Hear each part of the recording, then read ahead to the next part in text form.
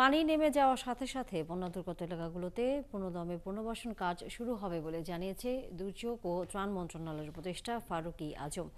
শনিবার দুপুরে চট্টগ্রাম সার্কিট হাউসে সাংবাদিকদের কথা বলেন তিনি। সাম্প্রতিক বন্যায় ক্ষতিগ্রস্তদের জন্য পর্যাপ্ত ত্রাণ সামগ্রী মজুদ আছে জানিয়ে উপদেষ্টা বলেন, পুনর্বাসন কাজে অতি ক্ষতিগ্রস্ত ও জনস্বাস্থ্যের বিষয়কে অগ্রাধিকার দেওয়া হবে। এছাড়া যাবতীয় প্রস্তুতি নেওয়া হয়েছে। এর আগে প্রশাসনের বিভিন্ন স্তরের কর্মকর্তা, উন্নয়ন সংস্থা ও বৈষম্য বিরোধী ছাত্র আন্দোলনের প্রতিনিধিদের সাথে বৈঠক করে মাঠ পর্যায়ে দুর্যোগের ক্ষয়ক্ষতি সম্পর্কে খবর নেন তিনি।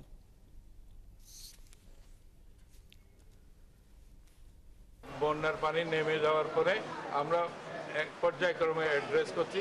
এরপরও গুরুত্বপূর্ণ বিষয় হচ্ছে জনস্বাস্থ্য। যে বন্যায় পানিবাহিত রোগ হচ্ছে নানা রকমের, সেগুলিকে কিভাবে অ্যাড্রেস করা যাবে, অগ্রাধিকার ভিত্তিতে একটার পর একটা করেই আসবে।